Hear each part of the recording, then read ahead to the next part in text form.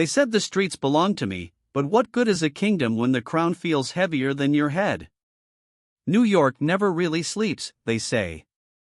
But I'll tell you something, sometimes it ain't the noise that keeps you awake. It's the silence.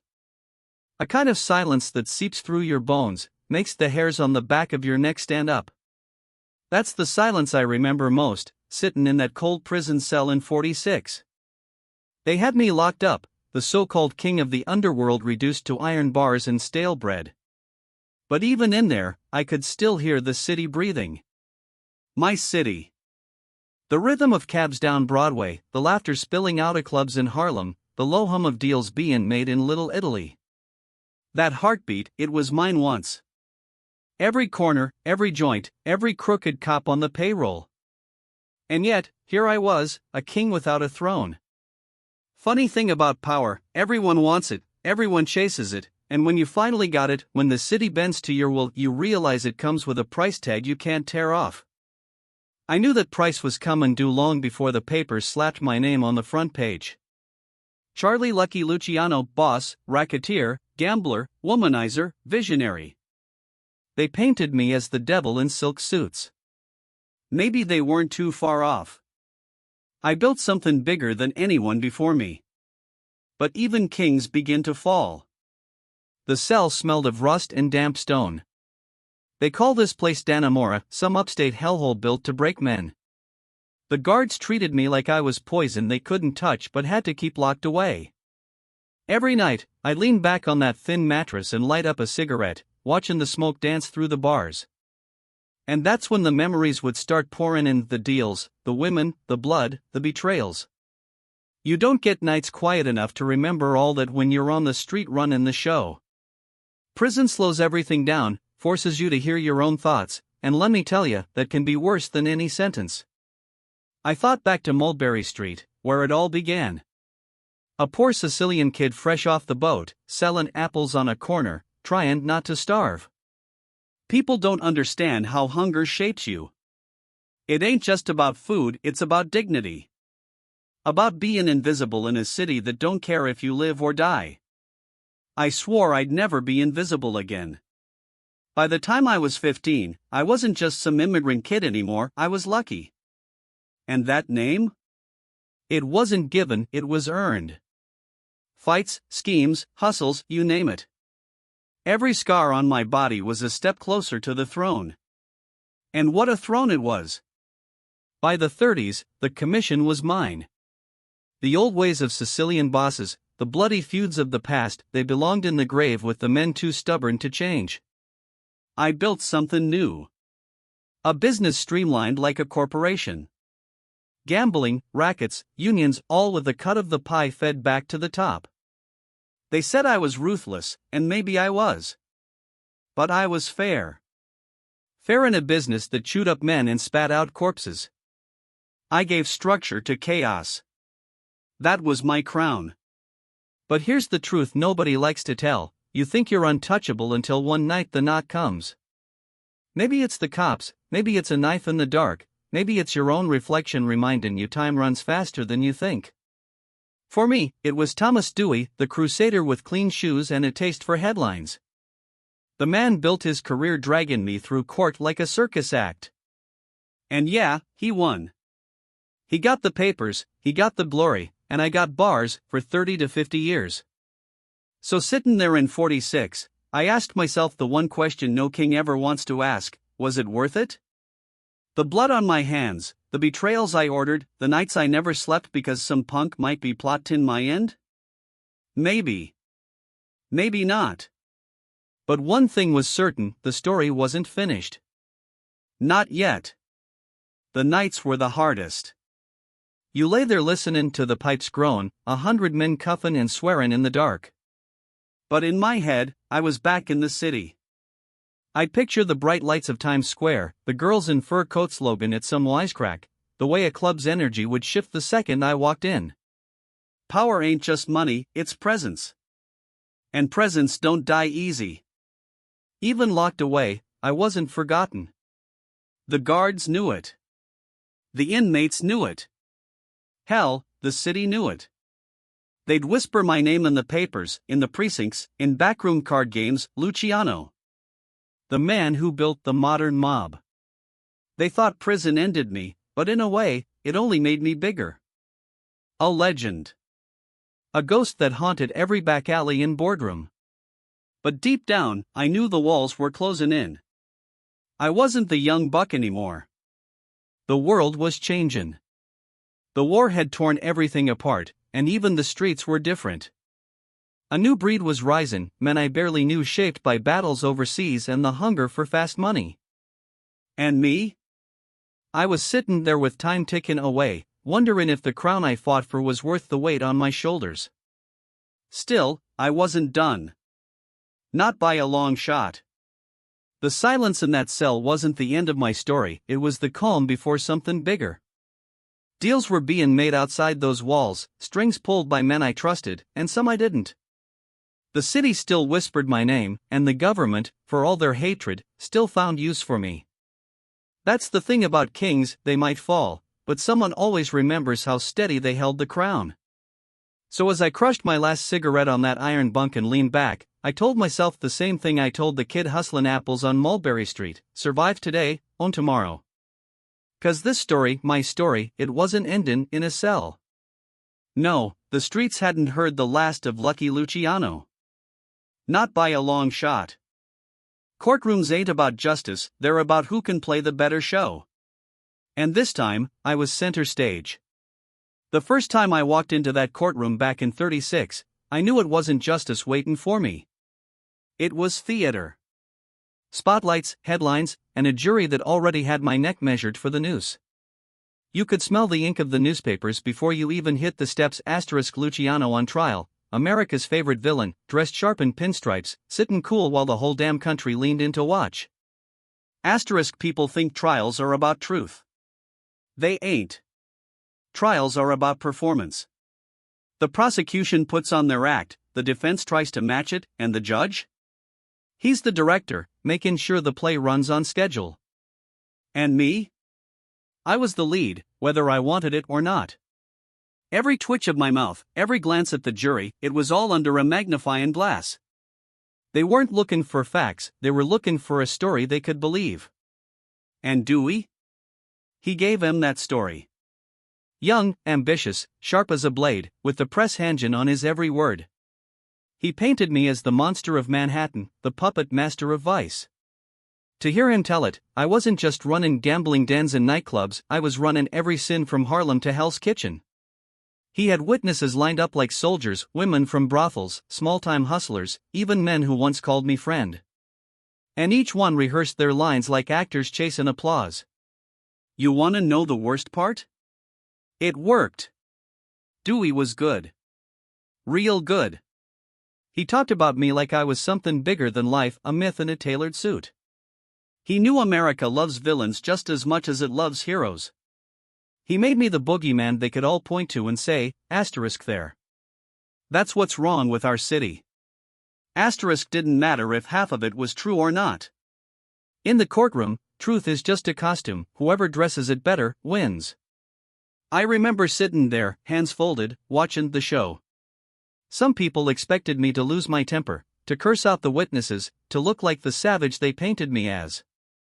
But that ain't how you win an audience. I sat calm, smiling sometimes, letting them wonder what was really going through my head. You wanna play the part of a king?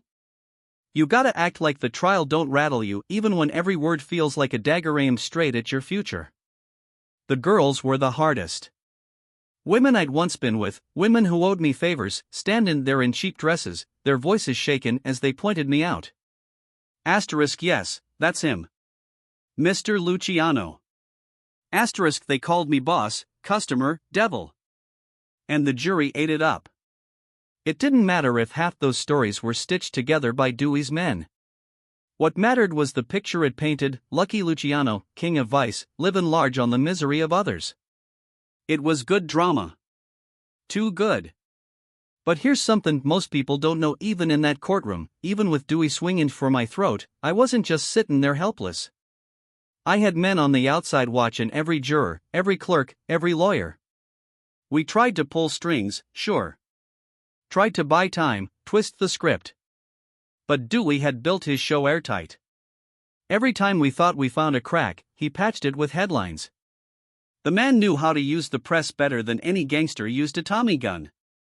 I'll never forget the moment the verdict came down. The jury filed back in, eyes heavy, faces already telling me the answer. Asterisk guilty. Asterisk 10 counts of compulsory prostitution, racketeering, conspiracy.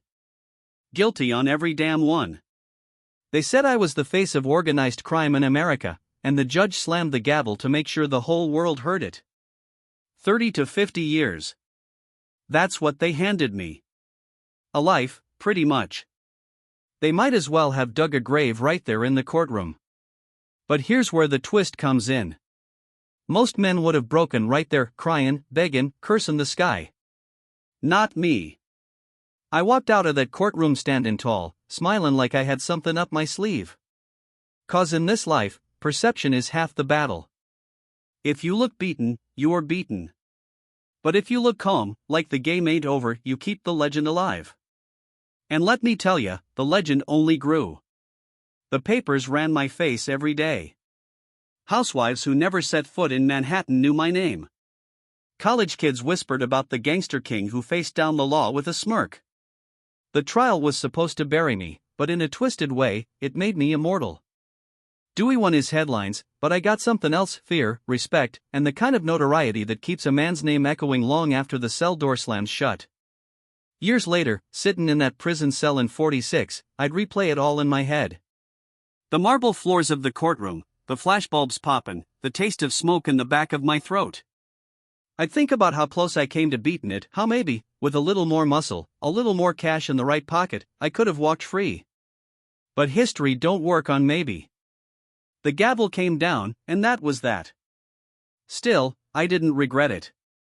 Not really. You don't climb as high as I did without expecting a fall. What mattered was how you fell. And I didn't fall screamin'. I fell with my chin up, my legend intact, my enemies still wonderin' if I'd find a way to rise again. And that's exactly what was happenin' in 46. They thought I was finished, rottin' away in a cell. But behind the scenes, new deals were being struck, new plays in motion. The Navy, the government, even old enemies, they were all starting to realize that Lucky Luciano wasn't a name you could erase. You could lock me up, but you couldn't lock up the power, the connections, the influence. So yeah, the courtroom stage was Dewey's victory. He got to play the hero, America's golden boy talking down the gangster king. But every play ends, and when the curtains fall, the actors move on to their next role. For me, the next role was already being written quietly, in whispers and shadows. The kind of script no judge, no jury, and no headline could ever erase. And when that day came, when the deal was signed and the cell door finally opened, it wasn't freedom I got handed. It was something else. Something heavier. A ticket not to the streets I once ruled, but to a life I never asked for. Exile. Don't let the quiet fool ya. Behind them walls, the real wars never stopped. They send a man to prison thinking it breaks him. They put iron bars in front of your face, steel doors behind your back, and they tell themselves, asterisk, he's finished. He ain't a problem no more. Asterisk, but here's the thing most folks don't get: a cage don't kill a king, it just gives him new walls to rule behind. My first days in Dannemora felt like being dropped into the guts of a machine. The place clanked and groaned like it had a heartbeat of its own. You could smell oil and rust mixed with sweat, like the building itself was sweatin' with us. Guards strutted down the tiers with batons in hand, barking orders like they were generals. But I saw it right away, just like on the streets, respect was the real currency. You keep your chin up, you don't flinch, and you make it known you ain't the kind of man people test twice. Don't mistake me, it wasn't easy. Prison strips away the velvet, the suits, the shine. You're standing in the same line for chow as the pickpocket who'd sell his soul for a cigarette butt. But even in that jungle, hierarchy forms. Men look for someone to follow, someone who sets the rhythm. And me? I knew rhythm better than anyone. The Italians inside, they knew my name. Some called me boss out of respect, others out of fear. A few out of desperation, looking to hitch themselves to my wagon. I didn't push it, didn't throw my weight around in every corner. That's the mistake some bosses make, they confuse noise for power. But I'd sit in the mess hall, quiet, letting the room notice who I was without me saying a word. Silence speaks louder than any shout when you've got the kind of reputation I had. The guards weren't blind to it. Some of them hated me on sight. To them, I was filth, the reason their city stank of vice. Others, though, well, they saw opportunity. A favor here, a pack of smokes there, money slid through channels like water through pipes.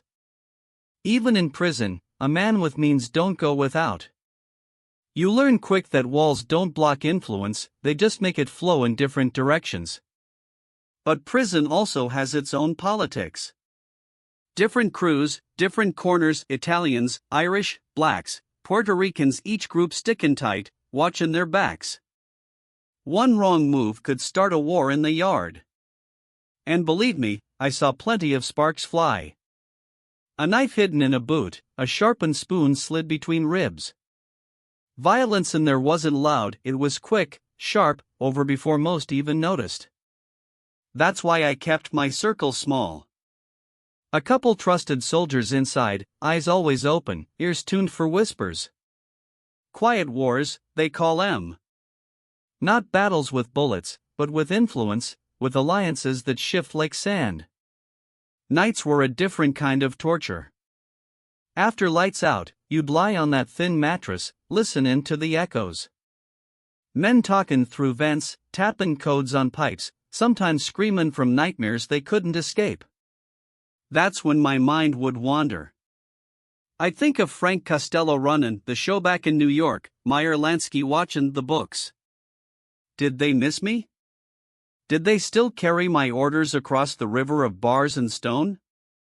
Or was my empire already being carved up by men with less patience and more greed? Those were the thoughts that kept my eyes open long into the night. Still, I wasn't without small victories. You'd be surprised what kind of deals get made in a prison yard. A pack of cigarettes here, a promise there, I managed to keep some money flowing, even a line of communication with the outside world. Letters, coded messages smuggled, sometimes even a face-to-face visit from a lawyer who wasn't there just to talk law. Every connection was a lifeline, reminding me I wasn't forgotten. But there were moments, quiet ones, that cut deeper than any knife fight. Times when I'd sit on the bunk, cigarette glowing in the dark, and realize the empire I built was humming without me. The streets didn't pause. The clubs didn't shut down. The dice kept rolling, the girls kept working, the cops kept talking their cut. The city kept breathing, with or without me. That's a hard pill for a man like me.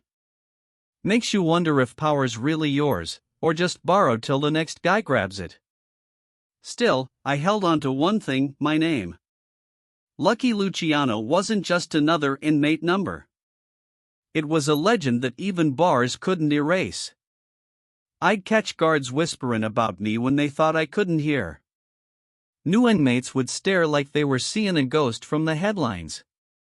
That's when I realized something important. Sometimes the myth of a man carries more weight than the man himself. And myths? They slip through cracks no lock can hold. Years passed slow in there, but each tick of the clock carried me closer to something big. Whispers reached me about the war overseas, about submarines lurking off our coast, about the government looking for help in places they swore they'd never go. And I knew sooner or later, someone was gonna remember that Luciano wasn't just a prisoner. I was an asset. A man with strings tied deep into the docks, into unions, into channels that stretched further than the law could reach. So yeah, prison had its quiet wars. Some you fought with fists, some with favors, and some just by surviving another day. But I didn't just survive. I watched. I listened. I waited. 'Cause I knew that silence, the kind that haunted me at night, wasn't the end. It was just the pause before the world came knocking again. And when it did, those walls wouldn't hold me. Not forever. They thought I was caged, but even a cage can be a boardroom if you know the right people. Prison's a funny place. They say it strips you bare, leaves you with nothing but time and walls. But if you got the right connections, the right mind, prison don't just hold you, it becomes another office. Another boardroom. And in my case, it became the stage for one of the strangest deals this country ever made. World War II was raging, and America was nervous. German U-boats prowling the coast, sabotages whispered in the docks, rumors of spies slipping through New York's veins. The Navy was desperate, looking for answers in places they swore they'd never touch. And who did they end up touching? Me. Lucky Luciano. Now let me tell ya, the irony wasn't lost on me. The same government that painted me as the devil of the city, the same courts that slammed 30 to 50 years on my back, they came knocking. Not with handcuffs this time. With a proposition. They wanted access. Protection. Control over the waterfront that only I could give. See, the docks of New York weren't run by Uncle Sam. They were run by men like me. Men who could shut a pier down with one word, who could move cargo unseen, who knew every stevedore, every union boss, every cop looking the other way. The Navy could march in with soldiers, sure. But they'd never control it. Not really. Not without stirring up more trouble than they could handle. So they made a choice. Swallow their pride, knock on the devil's door, and ask for a deal. And sitting there in my cell, smoking a cheap cigarette, I couldn't help but laugh. The United States government partners with Luciano. Of course, it didn't happen all formal and neat. Nothing in my life ever did. It started with whispers. A lawyer visiting more than usual. Questions slid into conversations that didn't belong. Then the guards looking at me different, like maybe I wasn't just another lifer. Till finally, the message came clear, * help us secure the docks, keep the sabotage out, make sure shipments move clean, and we'll remember it. * and I did. Quietly. Subtly. Orders trickled through coded letters, through men I trusted on the outside. Union bosses suddenly more cooperative. Dock workers paying extra attention to who lingered near cargo. Stevedores keeping watch like hawks for anything suspicious. I didn't need to be on the piers myself. My reach was long enough. The Germans didn't stand a chance. Whatever plans they had for the New York waterfront, they got smothered before they even breathed. Rumors say 1 or 2 spies even disappeared. Accidents on dark nights, bodies never recovered from the river. Did I order it? Did my men take care of it? Who's to say? History don't keep those kinds of receipts. But the Navy noticed. They knew something had shifted. Docks that were chaos suddenly ran smooth. Cargo that used to vanish in shadows now moved without a hitch. Sabotage attempts dropped like flies. They got what they wanted. And me? I got something better than cigarettes, better than steak dinners snuck past the guards. I got leverage. See, prison's all about hope. Most men sit in their cells, counting cracks in the walls, hoping maybe one day a miracle'll open the gates. Me? I was building my miracle with every whisper, every favor, every dock worker who stayed loyal even when I was behind bars. By the time the war leaned in our favor, I knew it, my ticket out of exile was already punched. Course I ain't stupid. I knew the government wasn't dealing with me out of kindness. They weren't looking to make Luciano their friend. They were making use of me, plain and simple. To them, I was still the gangster, still the vice king, still the monster Dewey dragged through court. But that didn't matter. 'Cause when a man's usefulness outweighs his sins, even saints in suits start shaking hands with devils. I remember sitting one night on my bunk, staring through the bars at the moon hanging over the yard. I thought, ain't it something? All my life I fought for control over men, over streets, over money. And here I was, controlling the outcome of a war from a 6x8 cell. That's power right there. Power most men never taste even in freedom. But don't get me wrong, there was a price. Every deal comes with one. I knew whatever favor the government remembered me with, it wouldn't be clean. And I was right. When the war ended, when the papers bragged about victory, the whispers started about me again. Maybe, just maybe, Luciano did his part. Maybe the Navy owed him. Maybe the governor would look his way. And eventually, he did. Governor Dewey himself, the same man who built his whole damn career putting me behind bars, had to sign the papers that cut me loose. Not completely free, no. But free enough. That's the part we'll get to. But sitting there, realizing it was happening, I couldn't help but smile. 'Cause you see, deals made in shadows don't just change one man's fate, they change history. And history, once it's bent in your favor, don't snap back easy. So yeah. They thought I was caged. They thought 30 to 50 meant silence. But I turned that cage into an office. A boardroom.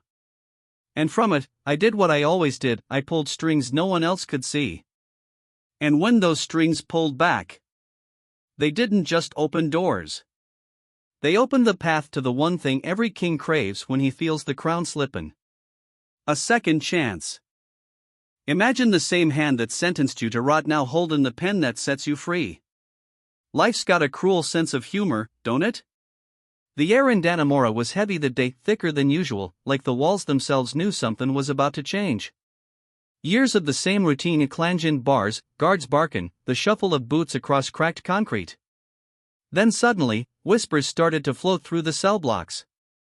Not the usual gossip about cigarettes or contraband. No.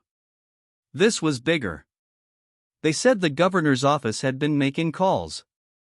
They said Dewey, the same Thomas Dewey who'd built his career by dragging me into court, parading me in chains, painting me as the devil incarnate, was thinking about signing a paper. A paper with my name on it. Now let me tell you, prison time moves slow. Real slow. Every day feels like a year. But when a whisper like that snakes through the halls? Suddenly every hour feels like a decade. Every sound in the corridor, every jingle of keys, makes you sit up straighter, wondering if it's coming for you. I remember sitting on my bunk, staring at the concrete wall, trying not to let the hope show on my face. Hope in prison is dangerous. It eats men alive. You start hoping too hard, and when it don't come through, it crushes you worse than the sentence itself. But I couldn't help it. If Dewey was even considering signing something, then the tides had turned. The deals I made from the shadows, the favors whispered across bars, they were all come undue. It wasn't just me waiting, though. The fellas in my circle, the old crew on the outside, they felt it too. Messages reached me through the grapevine, men ready, watching, preparing for the moment I'd step out. Even inside, other inmates looked at me different. Some with envy, some with respect, some with plain disbelief. To them, I was proof that maybe the system wasn't as ironclad as it looked. That even a man sentenced to die behind walls could twist fate if he had the right reach. But make no mistake, this wasn't no act of kindness from Dewey. The man wasn't about to go soft on Luciano. He was calculating. Always had been. He built his name on being the scourge of organized crime, the man who broke the back of vice in New York. But the war changed things. My cooperation with the Navy had left fingerprints, trails he couldn't ignore. Too many people in high places knew what I'd done. Too many favors had been cashed in with my name written all over 'em. Dewey could either pretend it never happened, or he could use it, spin it like only a politician can. So he spun it. The official line? My patriotism had earned me consideration. My contribution to the war effort couldn't go unrewarded. It was all theater. What he didn't say, what everybody in the know understood, was that it wasn't about patriotism. It was about leverage. About politics. About the fact that keeping me caged when I'd already proven my usefulness would look worse for him than signing the paper. And sign it he did. I never saw the exact moment, wasn't in the room, obviously. But I imagine him sitting there in his Albany office, pen in hand, jaw tight, maybe cursing under his breath. Imagine the same man who once called me public enemy number one staring down at my name, realizing he couldn't escape it. Realizing that, like it or not, his story and mine were bound together. Then the scratch of the pen across the page, the sound of chains breaking in ink. When the guards finally came for me, it didn't feel real. They didn't bark like usual. They didn't sneer. They just opened the cell, said my name, and gestured. Simple as that. I walked down the corridor, feeling every eye on me. Some prisoners grinned, some spat, some just stared with hollow envy. I kept my head straight, my steps calm. On the inside? My pulse was pounding like a drum. But here's the twist, freedom didn't come clean. Dewey's signature wasn't an eraser. It wasn't forgiveness. It was a deal, same as all the others in my life. Yeah, I was out of prison. But the papers also said I was done in America. Exiled. Banished. Never to set foot on the soil I helped shape. Never to walk the streets I once ruled. The United States had used me, wrung me out like a rag, and now it was throwing me across the ocean like yesterday's trash. That cut deep.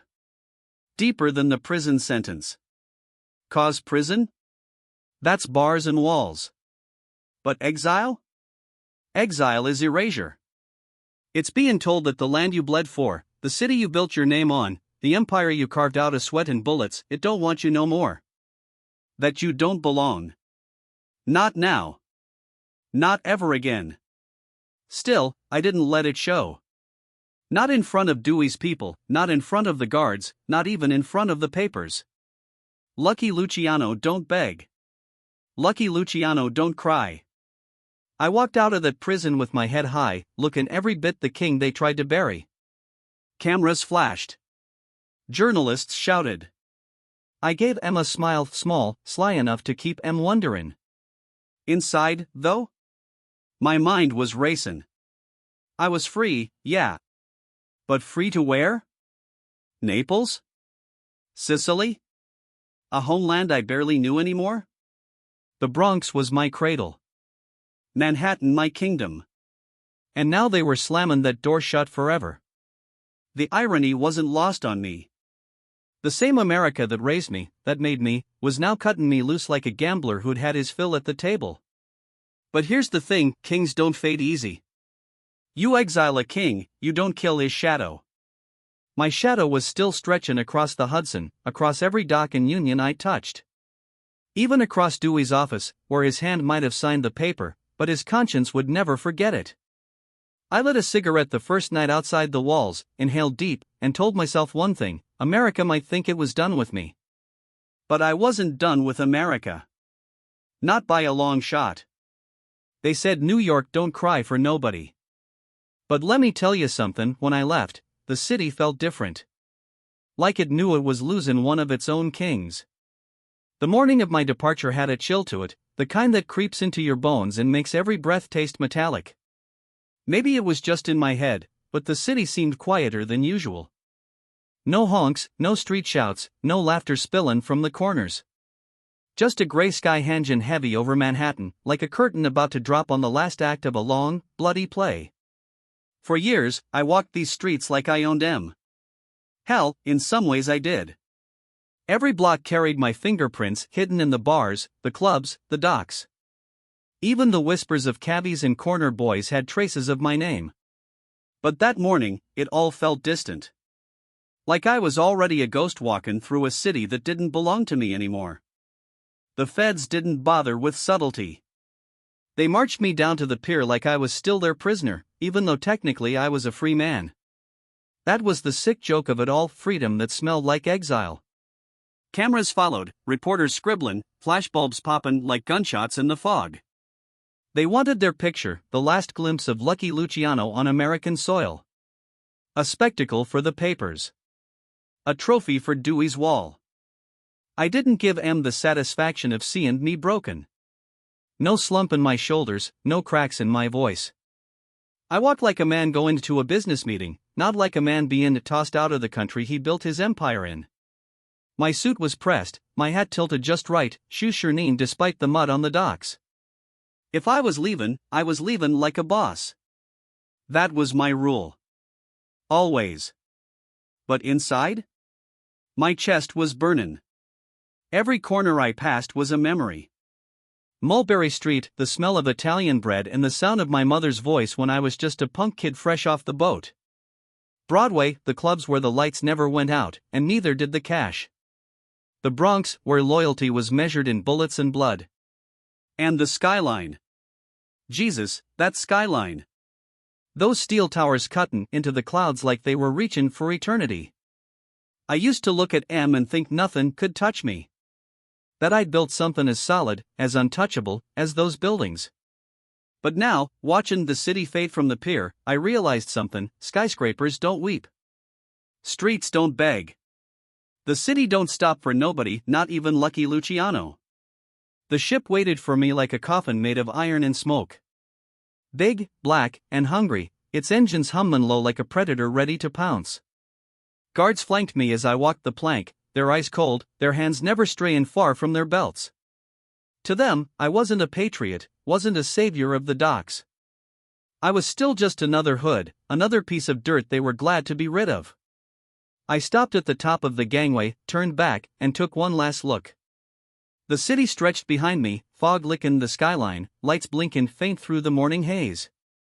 For a second, time froze. It was like every memory I ever made in New York slammed into me at once: faces of friends gone, deals struck in backrooms, nights when the whole city felt like it was hummin' with my name. And I swear, just for that heartbeat, it felt like the city was looking back at me. Like maybe, just maybe, it knew what it was losing. Then the moment passed. The horn blew. The ship rumbled. And I turned away. On deck, the reporters kept shouting, "A skin if I had regrets." Asterisk, do you think America's treating you fair? What'll you do in Italy? Asterisk, I didn't answer. A man like me don't spill his soul to newspapermen. I lit a cigarette instead, let the smoke curl against the wind, and gave them a smile, small, sharp, and cold. The kind of smile that said, asterisk, you ain't got the last word. Not yet. Asterisk, as the ship pulled away, the city shrank behind me. First the docks, then the streets, then the skyline, until it was just a smear of gray against the horizon. I stood there watching it fade, every inch feelin' like a knife twist. They thought they were burying me overseas. Thought exile was the same as death. But I knew better. Kings don't die easy. Kings leave legacies. And mine was stitched into every brick of that city, every dollar that passed through its veins. So yeah, I was leaving. But New York wasn't done with me. Not by a long shot. That night, with the waves crashin' and the stars hanging cold over the Atlantic, I leaned on the rail, cigarette burnin' low, and whispered to myself, asterisk, farewell, New York. You raised me, you cursed me, you crowned me, and you damned me. But you'll never forget me. Asterisk, and deep down, I knew it was true. They thought shippin' me back to the old country was a punishment. But let me tell you, Naples had its own heartbeat, its own shadows, and a man like me don't just fade into the background. When the ship touched down on Italian soil, the air felt different, thicker, saltier, heavy with a history older than the concrete bones of New York. Naples wasn't America. It wasn't skyscrapers and neon signs or the sound of typewriters banging out headlines about gang wars.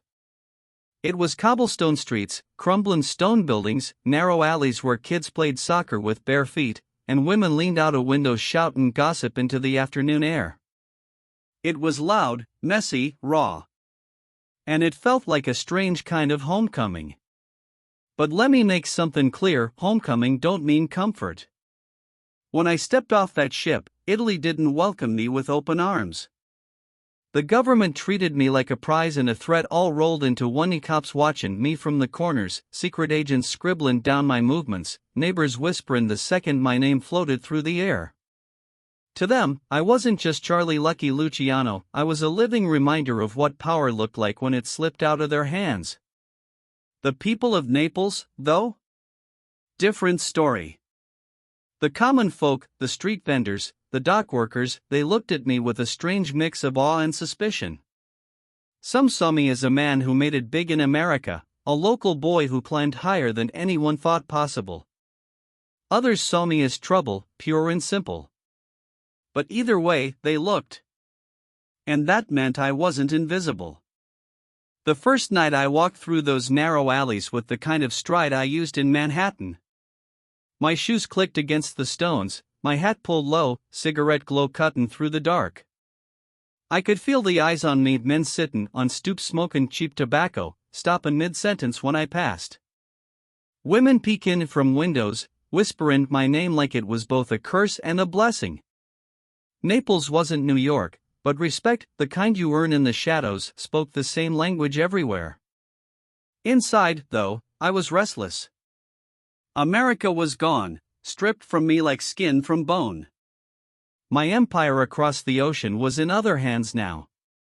My seat at the table, cold. And here I was in the old country, a king without a throne. But let me tell you something, a man like me don't sit still. Exile don't mean retirement. It just means adaptation. The Camorra boys, the local gangs, made contact quick. They weren't stupid. They knew who I was. They knew what I'd built in New York, and they wanted a piece of that knowledge, that experience. These weren't the five families, these were street crews fighting over scraps, running smuggling and black market rackets in a city still reeling from the scars of war. They had muscle, sure. They had guts. But they didn't have organization, not like I brought to New York. And they wanted to learn. I listened. I smiled. I let them talk big about their territories, their smuggling lines, their business.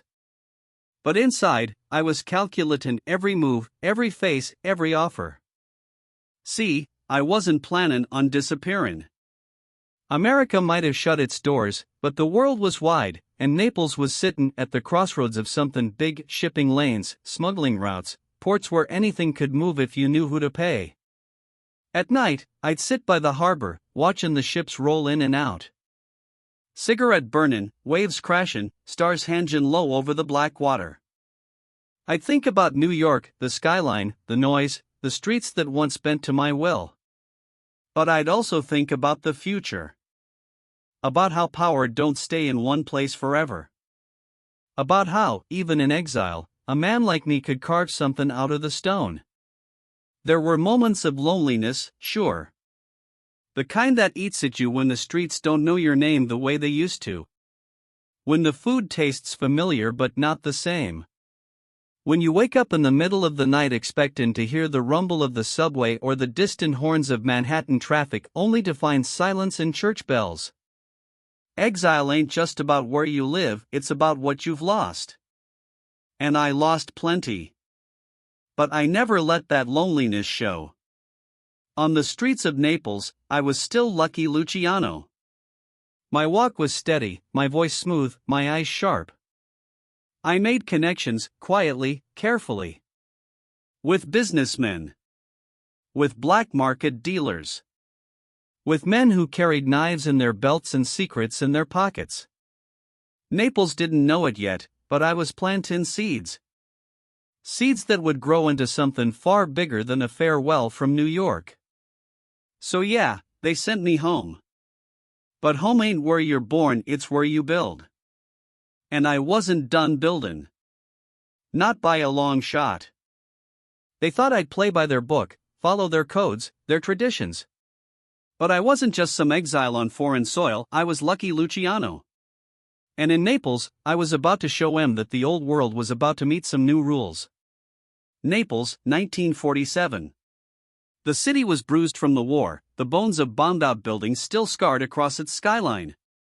The people hustled to survive, fish markets screamin' with deals, women barterin' over bread, kids dartin' between military trucks parked on crumbling streets. But behind all that noise, in the shadows, there was another hum. The hum of power change in hands. The Camorra ran things here, or at least that's what they told themselves. Family crews, cousins, neighborhood bosses each claiming a piece of the pie.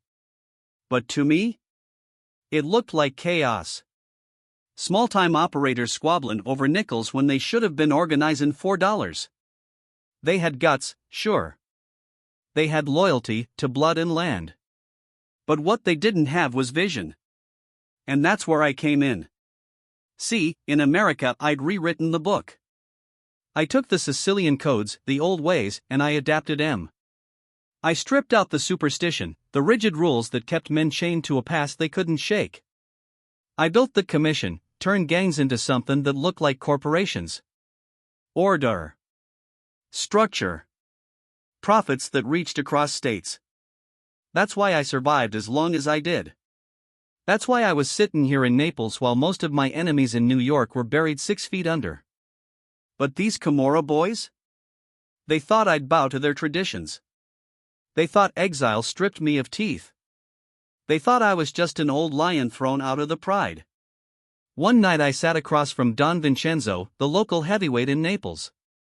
Greasy hair slicked back, cheap cologne mixed in with the garlic from the food laid out between us. He leaned in, smiling like a man who thought he was doing me a favor just by letting me breathe his air. "America's behind you now, Signor Luciano," he said in Italian, voice smooth but with an edge of arrogance. "Here, you follow our ways. Here, you answer to us." I took a drag from my cigarette, let the smoke curl slow between us. Then I smiled, soft, the kind of smile that don't reach your eyes.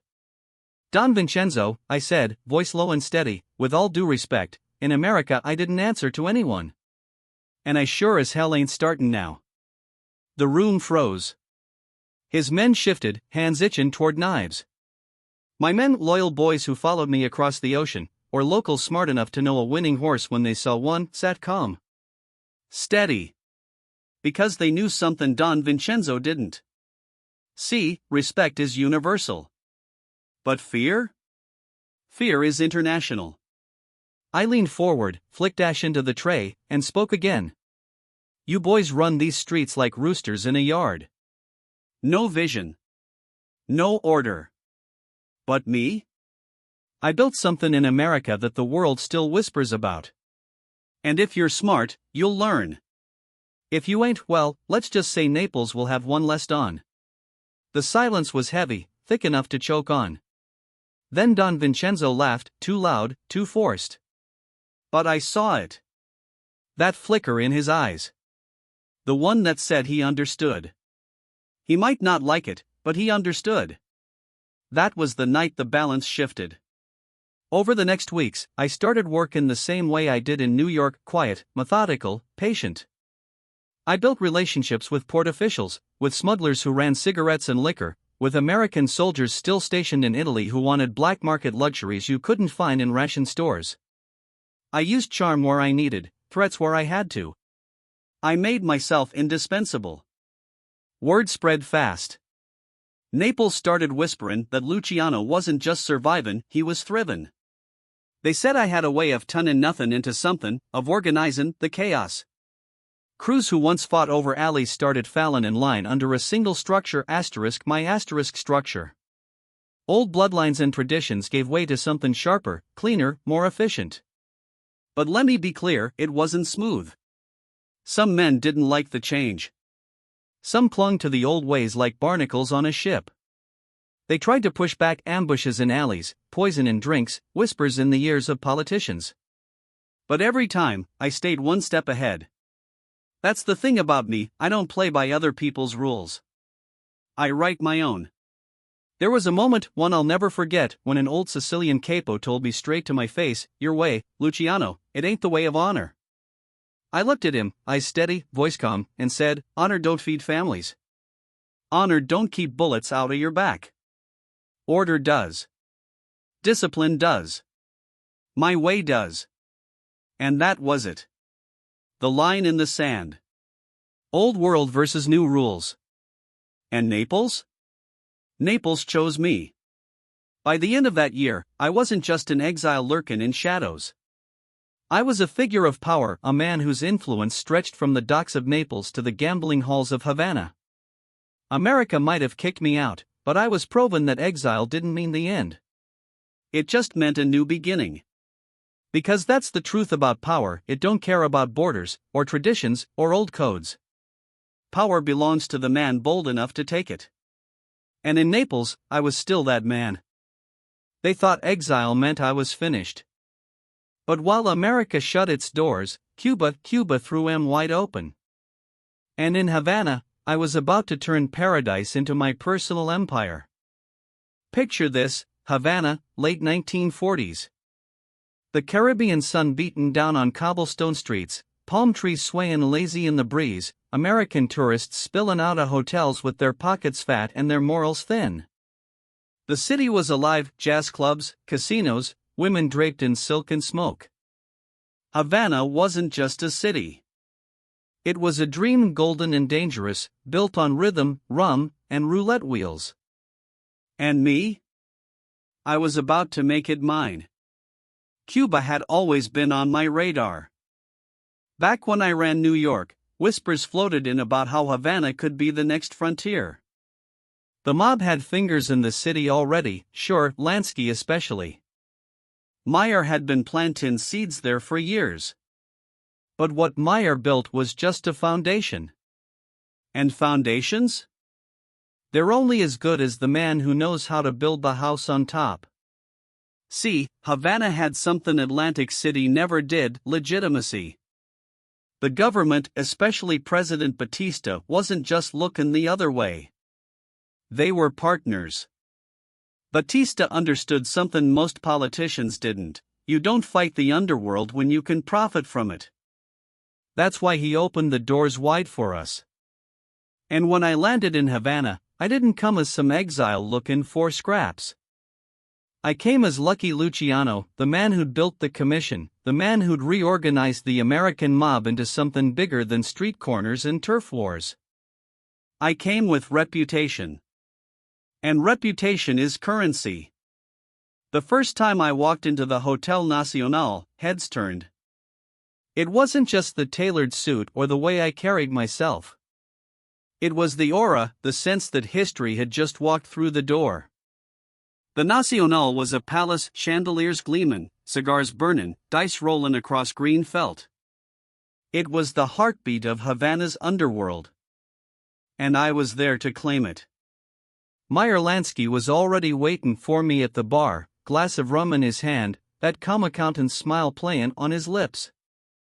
Meyer, he wasn't flashy like me. He wasn't a street brawler or a backroom intimidator. But his mind? Razor sharp. Numbers, logistics, systems. Meyer saw the bones of an operation before anyone else even saw the skin. "Welcome to paradise, Charlie," he said, raising his glass. "Paradise, huh?" I smirked, sliding into the seat beside him. "Looks more like opportunity wearing a white suit." And that's exactly what Havana was: opportunity. Together, we began crafting something bigger than Havana had ever seen. Casinos weren't just dens of sin anymore, they became machines. Money poured in from American tourists, soldiers on leave, businessmen looking to blow steam. High rollers came from New York, Miami, Chicago, all wanting a piece of the Cuban night. Every card shuffled, every dice rolled, every chip cashed, it all fed the machine. And at the center of it? Me and Meyer. But it wasn't just gambling. No, the real genius was the ecosystem. We had hotels, nightclubs, brothels, smuggling routes. Cigarettes, liquor, narcotics, all moving smooth through Havana's veins. The city became a hub, a bridge between America, Europe, and South America. If New York was the throne, Havana was the crown jewel. Still, I wasn't blind. Havana was paradise, yeah, but paradise always hides snakes. Rival gangs smelled the profits and wanted their cut. Local bosses bristled at outsiders taking center stage. Even Batista, for all his friendliness, was a man whose loyalty could be bought and sold. I knew better than to trust him completely. One night I was sittin' in the Tropicana, watchin' the dancers swirl under neon lights, when one of Meyer's boys leaned in close and whispered, "Word is some locals are plannin' to cut us out." I lit a cigar, leaned back, and watched the smoke curl toward the ceiling. "Locals," I muttered. "They don't understand. This ain't their city anymore. It's ours." And it was. We moved fast. Where rivals tried to push, we pushed harder. Where politicians wanted more, we paid them double, but made sure they remembered who really pulled the strings. Within months, the Luciano Lansky operation was unshakable. Havana wasn't just a tropical getaway anymore, it was the offshore capital of the mob world. And let me tell you something, the feeling was intoxicating. For a man who'd been exiled, who'd been told he was finished, to sit in a Havana suite, glass of rum in hand, looking out over the city lights, knowing I was still on top? That was victory. That was resurrection. But success always comes with shadows. The U.S. government had long arms, and even from across the ocean they kept their eyes on me. Agents whispered to Washington, journalists wrote exposés, politicians called me a menace. They thought exile meant they'd stripped me of power. But Havana proved the opposite. One journalist wrote that Havana had become an American gangster's playground. And you know what? He wasn't wrong. But here's the truth, I wasn't building a playground. I was building a kingdom. The Havana years were my statement to the world. They showed that Lucky Luciano wasn't just a New York mob boss, I was international. Exile didn't end me, it expanded me. My empire didn't shrink when they shipped me out of America. It grew, stretching across borders, across oceans. And Havana? Havana was proof. Proof that no matter how far you run, a man like me, power finds a way. Because power, it ain't about geography. It ain't about borders. Power is about presence. And in Havana, my presence was everywhere, the roll of the dice, the clink of the glass, the whisper in the alley. I was exile on paper. But in Havana, I was king. They thought exile meant freedom. But freedom?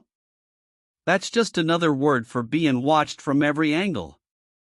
Even in Havana, I could feel the eyes of America staring at me through the smoke. Havana was paradise, no doubt about it. The air was heavy with rum, cigars, and the kind of perfume only worn by women who knew the power of a glance. The casinos buzzed every night, cash flowing like rivers, dice rattling, champagne corks popping. But behind that glittering facade, there was something else. A presence.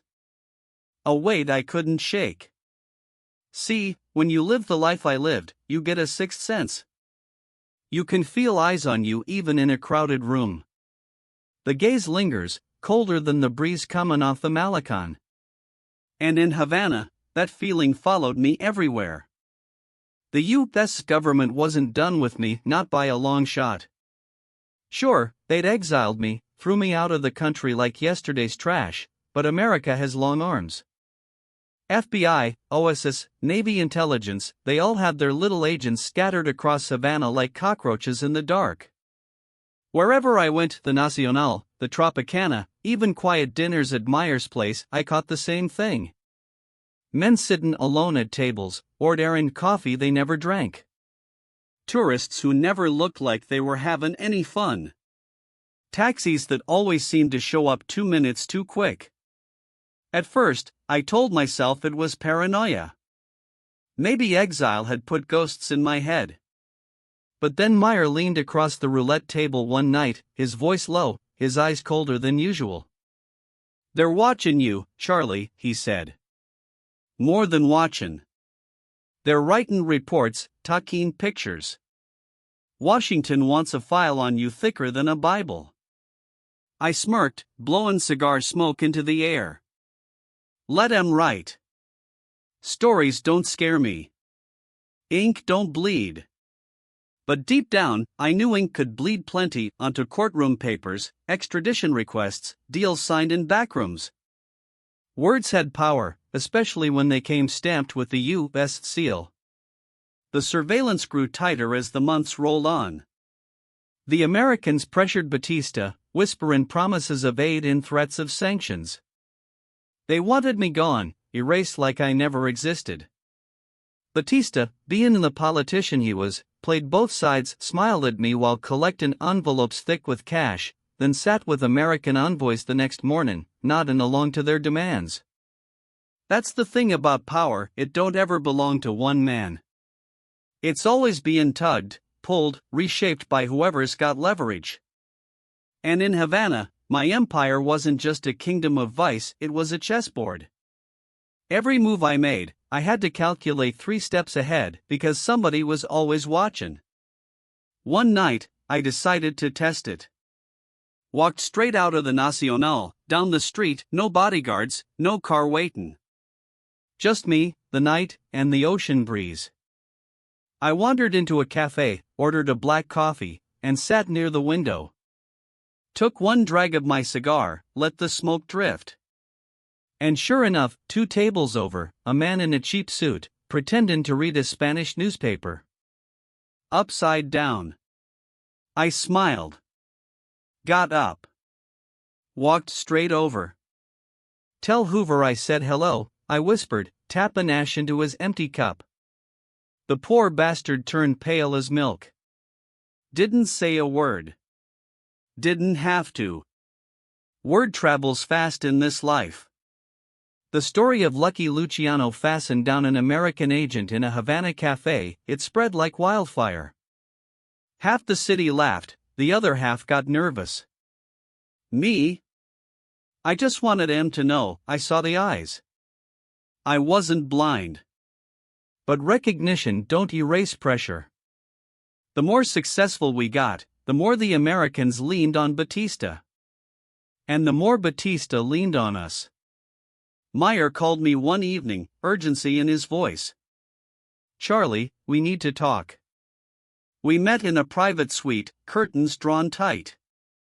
On the table lay a stack of documents, government orders, notes passed through Batista's circle. Meyer's finger tapped one line hard enough to dent the page. "They want you out. Washington's making Batista choose either you go, or Cuba pays the price." I stared at the papers, my jaw tight. Exile once had seemed like an end. Havana had been my resurrection. But now the shadows were stretching long again. "I built this," I said, low and sharp. "This city sings because of us." Meyer's eyes softened just a little. "And it'll keep singing with or without you in the front row."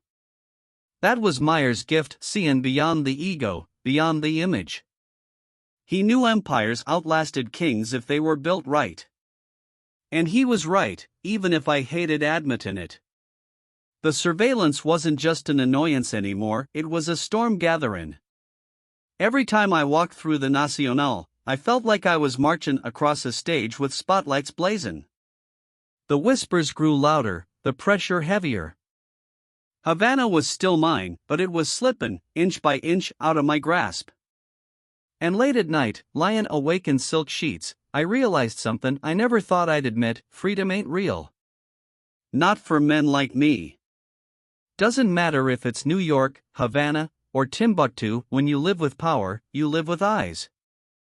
Always. Because surveillance?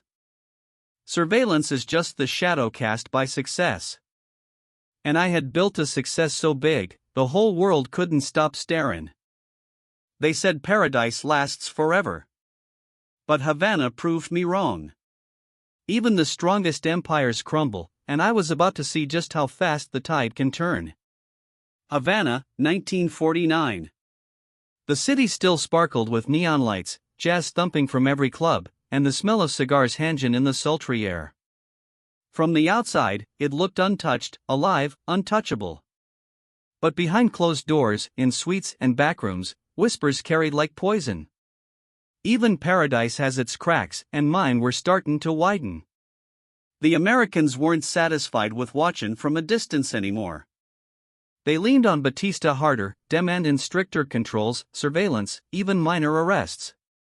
Their grip didn't care for loyalty or history. They just wanted me neutralized.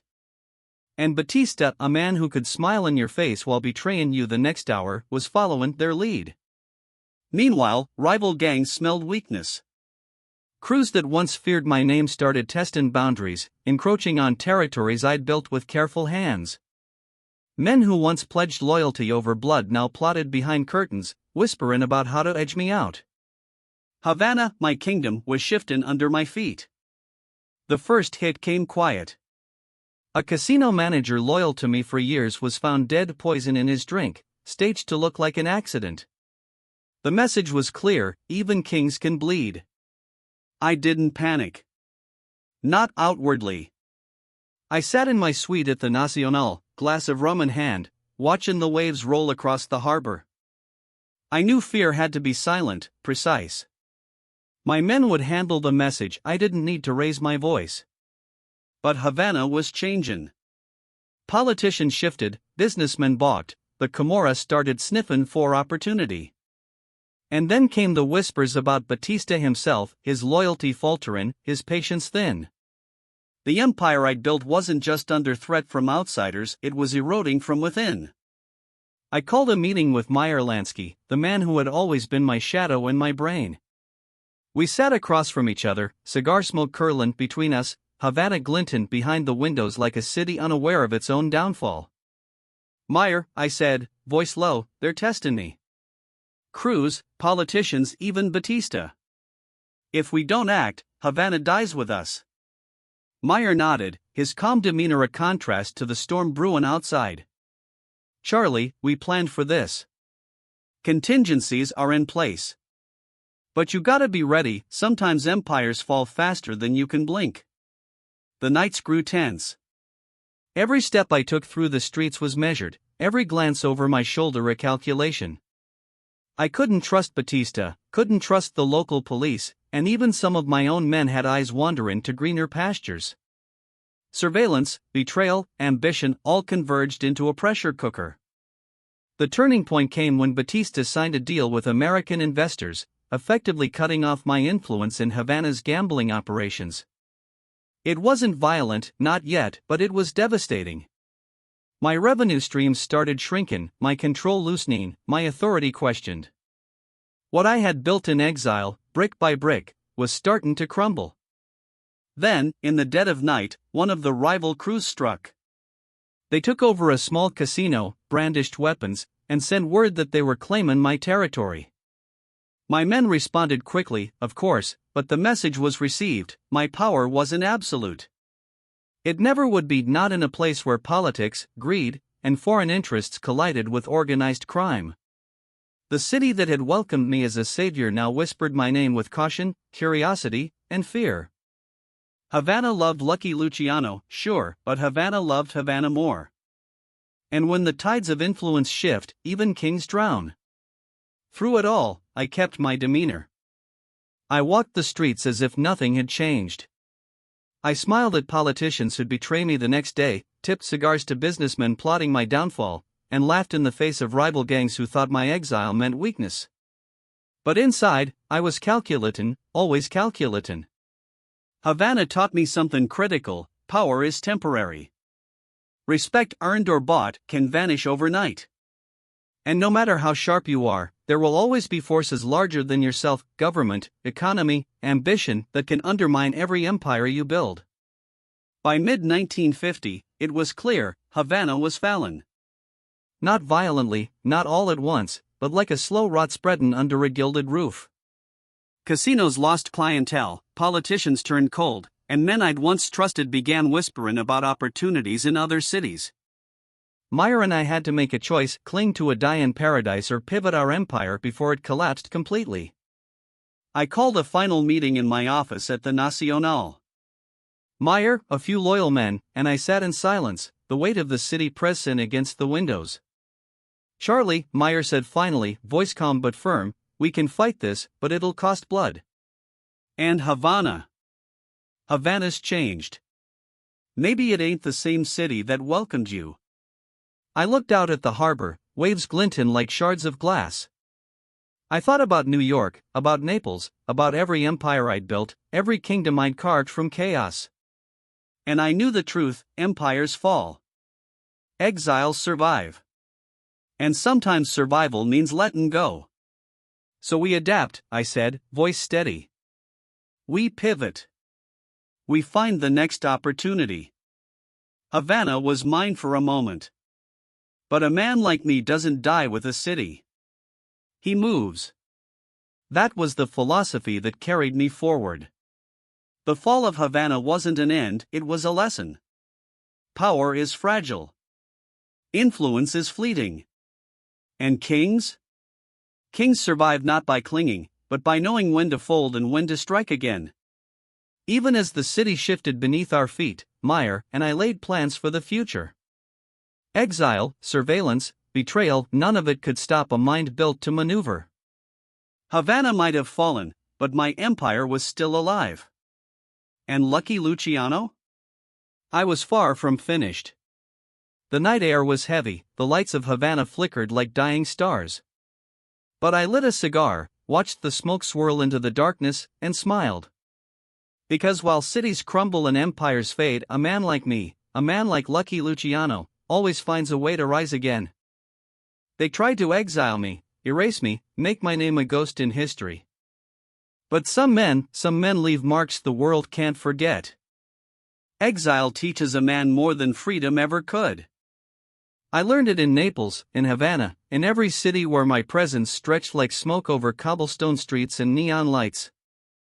Lucky Luciano wasn't just a name, they tried to make it a cautionary tale, a headline in papers, a story of downfall. But a legend doesn't die with the geography it inhabits. A legend evolves. And I was living proof. The final years of my life in exile were not quiet, though they appeared so to the casual observer.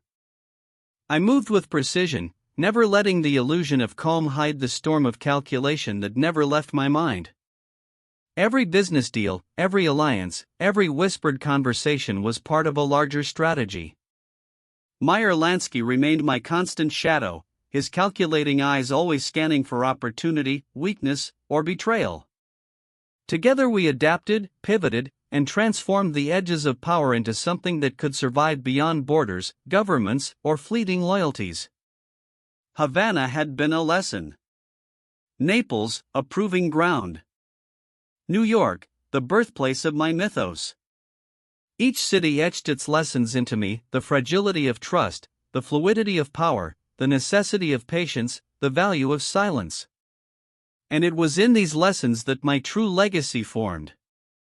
Not merely the empire of casinos, smuggling, and gambling, but the structure, the method that allowed the underworld to operate with efficiency across continents.